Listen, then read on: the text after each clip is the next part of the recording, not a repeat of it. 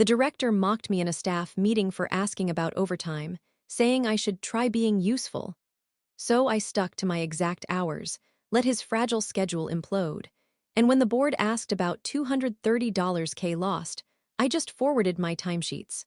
It happened on a Tuesday morning, the kind where the coffee tastes burnt and everyone's pretending they're not exhausted. We were in the conference room, fluorescent lights humming like angry bees. The director, Mark, was pacing in front of the whiteboard, bragging about efficiency metrics, while half the team zoned out. I'd been quiet all meeting, just taking notes. When he started talking about voluntary overtime flexibility, I raised my hand and asked, "Will there be compensation for the extra hours? We've been logging 10-hour days." He froze. Everyone did. Mark turned toward me, smirking. "Compensation," he said. "Maybe try being useful instead of counting pennies." Then he laughed, loudly, and the others followed, nervous, forced laughter that still cut like glass. I sat there, cheeks burning, pulse pounding in my ears. "Any other questions?" he said, grinning. Nobody spoke. He went right back to his slideshow like nothing had happened. I didn't say another word the rest of that meeting. But something inside me shifted, quiet, sharp, and final. When the meeting ended, I went back to my desk and opened the scheduling software. My name was all over the upcoming project calendar, extra hours, optional shifts, unlogged admin tasks. Basically, I was the glue holding together a system built on unpaid labor. So I made a choice. Starting that day, I clocked in exactly when my shift started. Not a minute before. Clocked out exactly when it ended. I stopped answering calls after hours, stopped helping out on my own time. I did my job, no more, no less. At first, nobody noticed. Deadlines started slipping, a few reports went unfiled, client updates were delayed. Mark sent out passive-aggressive emails. "Let's all try to show a little extra initiative." Then, 2 weeks later, one of our biggest client presentations failed. The materials hadn't been reviewed or printed on time. Mark scrambled to blame someone. He couldn't. Every task that was supposed to be volunteered just wasn't. By the end of the quarter, the cracks were wide open. Clients were angry. Deadlines were missed. And when the board met to review quarterly losses, a staggering $230,000 drop in client revenue, they demanded an explanation. Mark stammered through charts and excuses. The room was silent, except for the sound of him sweating. Then the chairman turned to me. "You've been the lead coordinator for 3 of these accounts, right?" I nodded, calmly. "Do you know what went wrong?" he asked. I looked right at Mark. "Yes," I said. "I stopped working for free." The room went dead quiet, and that was just the beginning. Before that staff meeting, I actually liked my job. I started at Hendricks and Lowell Consulting right after college, bright-eyed, hungry, and way too eager to prove myself. The place had a reputation for being demanding but rewarding, which I later learned was corporate code for "we'll squeeze you dry if you let us." The first year, I didn't mind the long hours. I told myself it was temporary, that the late nights were an investment in my career. My boss, Mark, praised me constantly, called me his right hand. He'd send emails at midnight saying, "Couldn't do this without you." It felt good back then. When projects got backed up, I volunteered to stay late. When new clients needed onboarding, I handled it quietly. I was the one who fixed broken workflows, smoothed over communication gaps, and made Mark look good in front of the board. He even gave me a mug that said MVP of Chaos. I laughed at the time. But then, little things started to shift. Credit for my work went missing. Mark began saying "we" instead of "you" in meetings. "We really nailed that client pitch," he'd say, even though I wrote every word of it. My name disappeared from internal memos. Promotions passed me by. Still, I stayed loyal. I thought maybe I hadn't earned it yet. But last year, our team started running lean, layoffs, cutbacks, restructuring. Everyone who survived had to do the work of 2 or 3 people. When I asked about pay adjustments, Mark brushed it off. "We're all making sacrifices," he'd say. "Don't make it about money." Except it was about money. I watched him stroll in late, leave early, and brag about his new Tesla while we skipped lunches to meet deadlines. He took credit for our projects in every board meeting. He even started calling our unpaid overtime team spirit. By the time that staff meeting happened, I was exhausted, mentally, emotionally, physically. I'd stopped seeing my friends. My family was worried about me. and my rent was barely covered even with the extra hours. So when he humiliated me in front of everyone for asking about overtime pay, it didn't just sting, it broke something in me. That was the exact moment I realized how much I'd let him take. Not just my time, my pride, my self-worth. I went home that night, stared at my computer screen and scrolled through old emails, all the thank yous. The "you're the only one who can fix this," the proof of how much unpaid work I'd been doing. I saved everything. Then I looked at the project timelines and realized, if I stopped doing Mark's invisible labor, everything he'd built, his image, his control, his fake efficiency would fall apart. And I wouldn't have to sabotage anything. All I had to do was nothing extra. The beauty of it was how clean it would be. No lies, no revenge emails, just absence. The quiet collapse of a system that depended on one overworked, underpaid person. I didn't tell anyone. I just started clocking in at 9 o'clock and clocking out at 5 o'clock. For the first time in years, I lived exactly by the rules they set. And that's when the real cracks began to show. The first week of my bare minimum era, nobody noticed. Mark assumed everything would run as usual, meaning me quietly fixing his mistakes and covering everyone's gaps. But by the second week, things started unraveling fast. Emails that I usually sent at 8 o'clock p.m., not sent. Client updates I used to prep over the weekend, still waiting in the queue Monday morning. Mark walked by my desk with that fake smile-tight jaw look. "Hey, did you get that client report finalized?" "No," I said without looking up. "That's outside my scheduled hours. It'll be done tomorrow." He didn't like that. His tone shifted, the charm dropped. "You're part of leadership," he said, lowering his voice. "We all go above and beyond here. Then maybe leadership should get paid for leadership work," I replied. He stared at me for a moment, then forced a laugh and walked away. By the end of that week, one of our long-term clients, a healthcare company, missed their compliance deadline because Mark assumed I was handling it. It wasn't on my task list. He tried to blame me in front of the team. I calmly opened the schedule on the projector and said, "My name isn't on that project." The silence after that was delicious. Afterward, I started noticing whispers. My coworkers, the same ones who laughed during that meeting, suddenly avoided eye contact. Some were sympathetic. They'd quietly message me things like, "Good for you, seriously." Others seemed scared, like I was radioactive. Then one Friday afternoon, Mark cornered me by the printer. "Look, I know you're upset," he said, pretending to sound reasonable, "but this attitude is hurting the team. You used to be reliable. What happened?" I looked him right in the eye. "I realized reliability only benefits you." He flinched.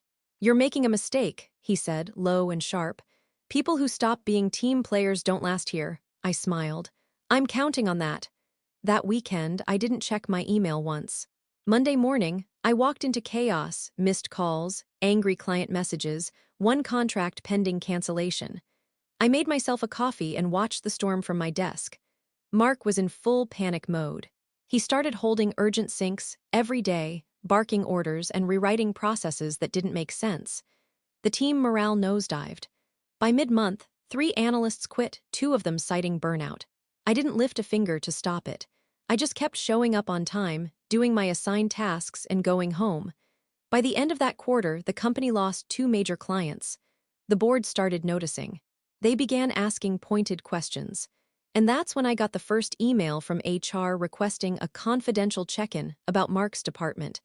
I didn't reply right away, because I knew the real storm hadn't hit yet. The HR meeting was scheduled for a Wednesday morning, in one of those 2 bright glass rooms that make everything feel sterile. I walked in expecting it to be about team feedback or maybe work hours. What I didn't expect was a printed packet already sitting on the table with my name on it. Inside were screenshots of emails, Slack messages, and calendar logs, all showing me as unresponsive, delaying deliverables, ignoring directives. At the top of the packet was a summary note: performance concerns, potential negligence. And it was signed by Mark. I read the first page slowly, then looked up at the HR manager. "He reported this," she nodded, looking uncomfortable. "He claims your disengagement has contributed to significant client losses. He provided documentation." I could have laughed if it didn't make me want to scream. "You mean the documentation he wrote himself?" She hesitated. "We just need your side of the story." So I told her everything. calmly, methodically, about the unpaid overtime, the public humiliation, the lack of compensation. I showed her my timesheets, emails, Slack messages, all time-stamped proof that I had been doing exactly what I was scheduled to do. No more, no less. She listened, nodding slowly, and at the end she said, "Okay. We'll follow up." But I knew how corporate HR works. Their loyalty isn't to people like me. It's to damage control. Later that day, I caught Mark smirking by the break room. He didn't say anything, just gave me that look, the one that said, "You're done." I wanted to yell, to call him out in front of everyone, but instead I went back to my desk and opened my private folder. The one with every saved email, time-stamped project sheet, and calendar log showing all the unpaid work I'd done over the years. He thought he could rewrite the story. Fine, I'd write the ending. The next week, the investigation started, HR quietly interviewing team members. Mark walked around pretending to be calm, but I could see the nerves in how he overexplained everything. One afternoon, a coworker I trusted pulled me aside. "He's telling people you've been unstable lately," she whispered. "Said you've been sabotaging projects out of spite." That's when I realized how far he was willing to go. He wasn't just trying to protect himself. He was trying to destroy me completely, reputation, job, everything. And it almost worked. 2 days later, HR put me on a performance improvement plan, the corporate kiss of death. They said it wasn't disciplinary, just a chance to improve engagement. I wanted to cry. Instead, I nodded, signed the paper, and walked out with shaking hands. Mark stopped me at the elevator. "Tough week, huh?" he said, voice full of fake concern. "But maybe this will motivate you to step up again." I met his eyes. "Oh, it's motivating me," I said. "Just not the way you think." That night, I opened a new folder on my laptop and named it Final Act. Because if Mark wanted a war, he was about to get one. I didn't sleep that night. I sat at my kitchen table with my laptop open, replaying everything, the public humiliation, the lies, the fake concern when he tried to ruin me. I realized something simple but terrifyingly powerful. Mark's entire illusion of competence depended on my invisible labor. Every major client, every board presentation, every data set he showed off as his work. I had my fingerprints all over it. So I started organizing. First, I gathered every email where he thanked me for saving or finalizing a project. I tagged them by client. Then, I exported calendar invites showing I was added to calls outside scheduled hours. Sometimes at midnight, sometimes 5 o'clock am next. I found the internal memos where he removed my name from reports and replaced it with his. Piece by piece, I built a digital paper trail showing how Mark had built his career on theft, not just of my work, but of the entire team's. But I wasn't going to send it to HR. No, HR existed to protect him. I had something better. I still had contact with one of our biggest clients, a Fortune 500 company that trusted me more than they trusted Mark. I had personally handled their onboarding, their data migration, and their quarterly analytics. They once told me I was the reason we stay with Hendricks and Lowell. So I drafted an email, polite, professional, just an inquiry about clarifying project handoff documentation. I attached one file, a version history showing that every deliverable came from my account, not Mark's. Within 24 hours, the client's operations manager replied, asking for a quick call. On that call, I didn't badmouth Mark. I didn't even sound angry. I just explained that I'd been reassigned and wanted to ensure a smooth transition. But I made sure to mention the internal confusion around authorship of their reports. They were not happy. By the end of that week, they'd requested a formal review of project management on all accounts led by Mark. That's when I pulled the second lever. I sent an anonymous tip, using a burner email, to the board's audit committee. I included screenshots showing how client hours were being misreported to inflate performance metrics, all traceable back to his department. I didn't lie. I didn't exaggerate. I just revealed his truth. Then, I waited. Mark started spiraling fast. His confidence cracked. He began calling emergency team meetings, barking about reputation management. He looked paranoid, exhausted. I just kept my head down and followed my PIP plan, documenting everything. When he tried to provoke me in meetings, I stayed calm. When he sent me emails dripping with passive aggression, I replied with short, factual responses. Everything was documented. By the end of the month, HR was back, this time asking about discrepancies in Mark's time logs. He didn't see it yet, but I could. The same system he'd weaponized against me was turning on him. He'd built his power on lies and unpaid labor. Now, those same lies were becoming evidence. And just when I thought I'd seen his worst, he did something that made me realize how truly dangerous he was. It was a Thursday morning when the email hit my inbox, subject line, "Immediate reassignment." At first, I thought maybe HR was moving me to a different team while they investigated Mark. But when I opened it, my stomach dropped. The message said that, effective immediately, I was being transferred to a satellite office 2 hours away, effective Monday. No discussion, no explanation, just a one-line note at the bottom. Approved by Director of Operations M. Keller. Mark. He'd done it again, but this time it wasn't about humiliation. It was about exile. He was trying to bury me. If I refused the transfer, they could mark it as non-compliance. If I accepted it, I'd be stuck in an office with no clients, no visibility, career suicide either way. That night, I went home shaking with rage. I knew exactly what had happened. HR must have told Mark they were looking into discrepancies, and instead of panicking, he'd found a way to shove me out of sight while he cleaned up the mess. Except, he wasn't the only one who knew what was happening. Remember that big client I had subtly warned? The one who'd started asking questions? They had been pushing the board hard for transparency, demanding to see all communications between Mark's team and theirs. What I didn't know was that they'd also copied the board chair directly in one of those requests. So while Mark was busy celebrating my reassignment, the board was quietly forwarding emails, including mine, to the internal audit committee. The trap was closing, but he didn't know he was standing in it. Still, the reassignment stung. I sat up that night drafting my resignation letter, trying to decide if it was worth it anymore. Then around midnight, my phone buzzed a message from an unknown number. "You didn't hear this from me," it said, "but Mark's deleting shared drive folders, the ones with your work." I froze. If he deleted the originals, my evidence might not hold up. I jumped onto the VPN, logged into the system, and sure enough, folders were disappearing in real time. Client data, project logs, everything.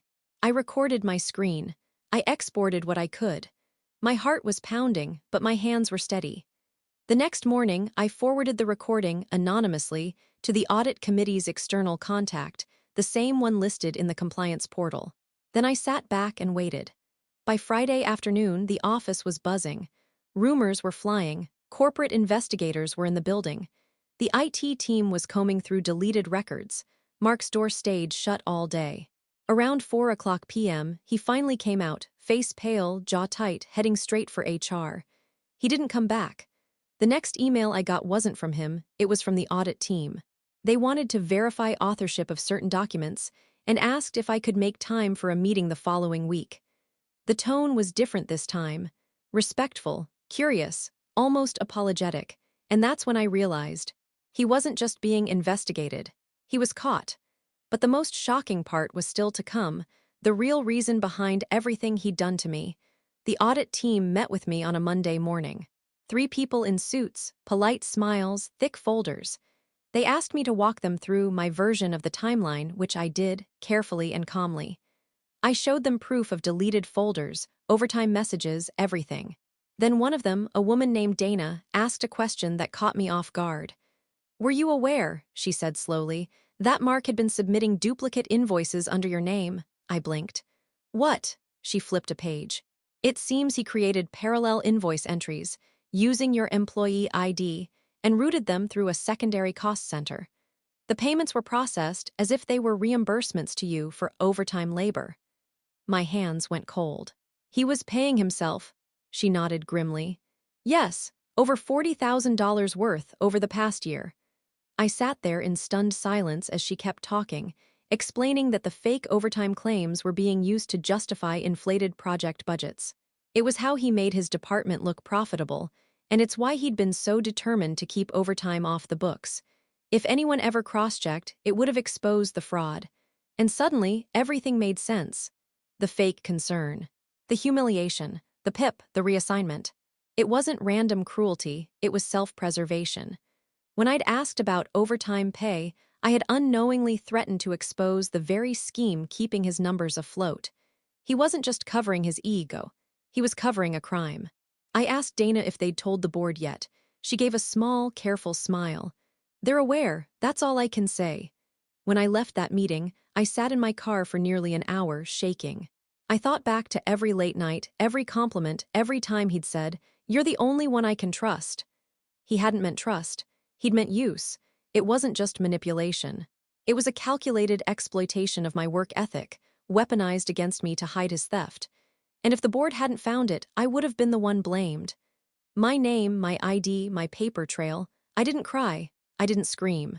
I just sat there with this cold, hollow realization that I had been nothing more than a shield, disposable, convenient, and invisible. But then, something shifted. That numbness started to harden into resolve. Because now, for the first time, I had more than a plan for revenge. I had proof, and I knew exactly where to take it. By the time Friday rolled around, Mark's name was gone from the internal directory. No announcement, no goodbye email, nothing, just gone. I knew why. The audit had finished. The fraud was confirmed. And apparently when the board called him in, he didn't even fight. He just walked out, silent and gray-faced, carrying a single box. Still, that wasn't closure for me. He'd tried to ruin me professionally, financially, personally. He'd nearly succeeded. I wasn't going to let it end quietly. So I made one last move. Remember that big client who trusted me for years? They reached out again after Mark's disappearance, asking if I'd consider taking over as their dedicated liaison, since I knew the systems better than anyone. I told them I'd love to, but I wasn't staying at Hendricks and Lowell. They asked, "Then where are you going?" I smiled. "Haven't decided yet, but wherever I go, I'll be bringing integrity and transparency." 3 weeks later, that same client pulled their entire $1.2 million annual contract from the firm. And two of my former coworkers, the ones who'd been quietly supportive, joined me at a new consulting startup a competitor had offered me a role in. Meanwhile, the fallout inside Hendricks and Lowell was brutal. The board launched a full review of departmental ethics. HR quietly replaced the director role. The CFO stepped down a month later. The company bled money for 2 quarters straight. As for me, I kept my head down, rebuilt my reputation, and watched from a distance as Mark's name started appearing on LinkedIn job updates open to work.